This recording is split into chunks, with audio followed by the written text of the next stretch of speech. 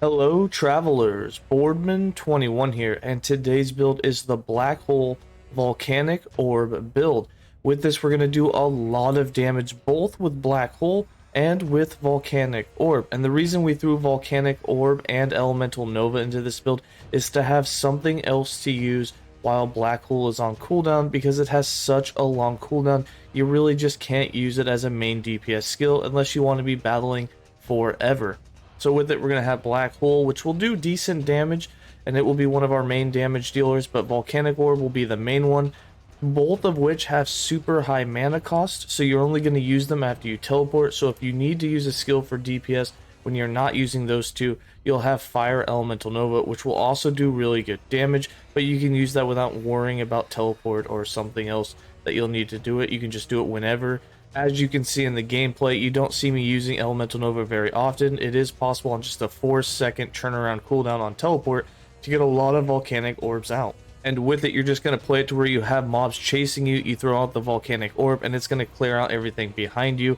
You notice that Black Hole actually has 4 Black Holes. We're running the binary system, and there will be 2 of them about 10 meters apart. So you'll have 4 Black Holes, and they're going to have a pretty decent sized AoE, as well as spinning around doing real direct damage for the enemies that they directly hit.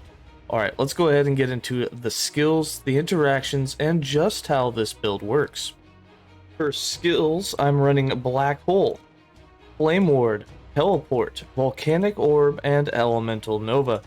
For Black Hole, we're using this to do as much damage as possible with as many Black Holes as possible.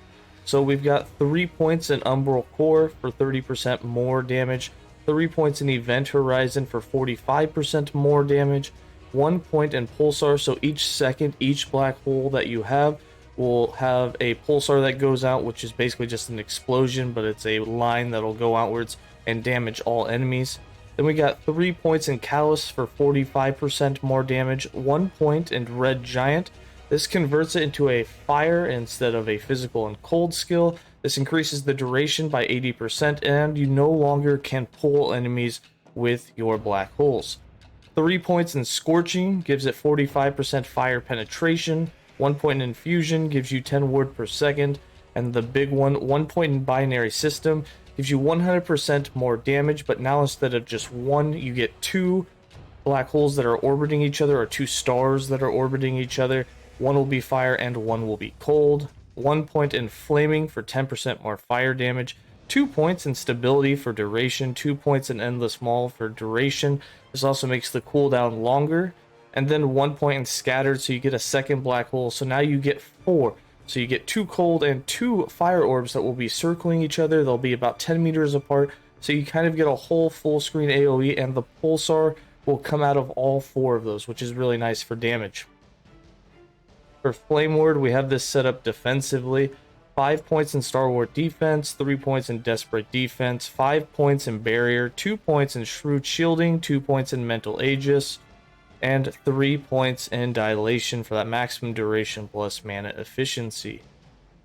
For Teleport, we have this set up so that you get the next use of your skill to be free. This does make the cooldown longer, but it also makes it to where your Black Hole, which is going to cost around 30 to 40 mana, and your Volcanic Orb, which will cost well over 100 mana, will be free when you do use them.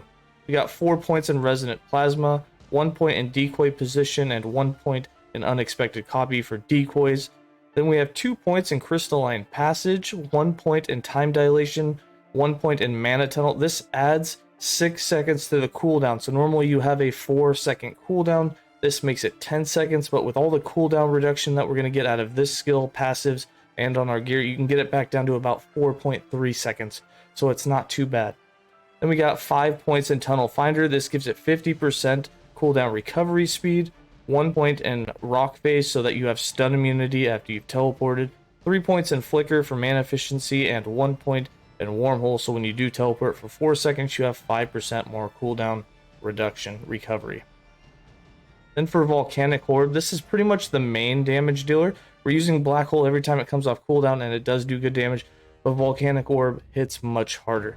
We got 5 points in Molten Core, 4 points in Volcanic Acceleration, 2 points in Volcanic Frenzy, 1 point in Concentrated Effect, 1 point in Infernal Caster, 1 point in Explosive Ground, 2 points in Tectonic Orb, 1 point in Monolithic Eruption, 1 point in Glyph of Fire, and 2 points in Fiery Ruins.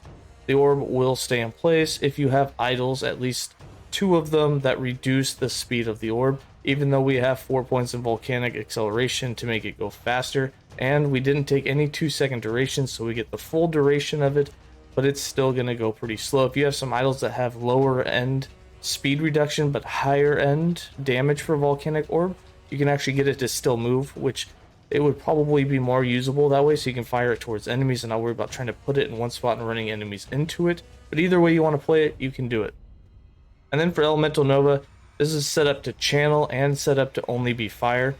We got 1 point in Lightning Nova, 5 points in Elemental Expanse, 1 point in Charge Destruction, 1 point in Luminaire so we can channel it, 1 point in Silent Spark, so this gets rid of the lightning tag, 1 point in Fire Nova, so that will be just fire, 4 points in Infernal Prison, so that we have 40% elemental penetration, 1 point in Arcane Projection, so we can target it wherever we want, 1 point in Ash Frenzy, and 4 points in Fiery Destruction, so the critical multiplier is really high on it.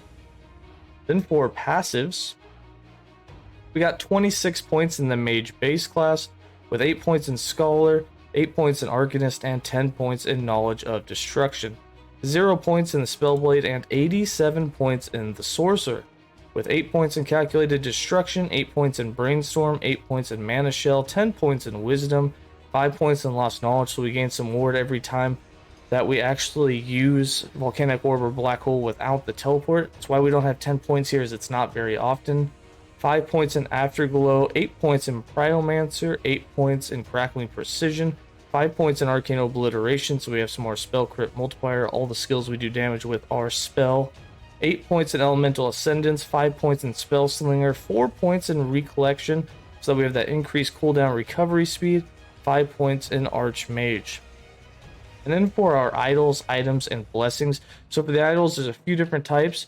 Like I said, you can get the Volcanic Orb damage, Volcanic Orb speed, and increased fire damage doubled if you have over 300 max mana.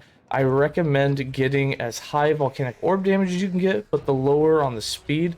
It is nice if it at least moves a little bit so you can aim it towards enemies, and if they don't run towards you or stop to attack you, the orb will still get to them and do damage. Then we got some 1x3s. You can get more fire damage doubled on these if you want. The reason I went with 1x3s and not more 1x4s is I wanted some increased health, because as a low life build with Nzangue's and Last Steps of the Living, you want as much health as possible. The more you have, the more survivability you will have, and in this case it made it to a point where we could do empowered content and not really worry about dying because we had so much ward generation. Then for items, we have 2 uniques. We are running a low life build, so we have Nzangue's and we have Last Steps of the Living. And then for the crafted items, the most important tags you're going to want besides defense and health, for the offensive side, you're just going to want spell crit, you're going to want spell damage, you're going to want fire damage. Those are really the only 3 you worry about. On the defensive side of things, you want some resistances if you have a free spot to get them, but you basically just want to stack as much health as possible. And then for the blessings, I'm just going to hover over all of these as well. Again, this will all be in the build planner. This build planner right here will be linked in the written guide. The written guide link is in the description below, and it will also have in it the loot filter for this guide. And then for the character sheet, as you can see, we have some resistances, but not all of them. We have some armor, but not a lot. And then for the damage types, we have a lot of spell critical strike chance. We have a lot of critical strike multiplier. And then we built into fire damage with that 552% fire damage. For defense stats, we do have our 100% critical strike avoidance. We didn't go much in endurance. Endurance is obviously pretty useless in a low life build.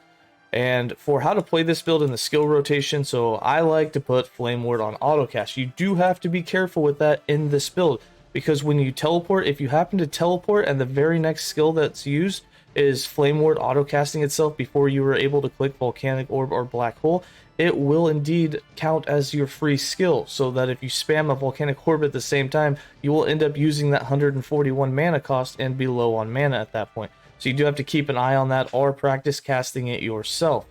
So like I said here, you'll notice you have 141 mana cost here. but you can just teleport and then throw it down, and you'll notice that it does really good damage, and it didn't cost you a single thing to cast it. You will have Elemental Nova in case you get caught in a hole and you can't teleport and you don't want to use all those to lower your mana down. You can use Elemental Nova, which won't cost quite as much. And then you have Black Hole with a mana cost of 32, which isn't horrible, but when you use Black Hole, what's cool about it is you got two of these and they're all doing those big waves, and you got massive hits coming. You can see we're actually doing really good damage here. The orbs themselves are doing between 4,000 and 8,000.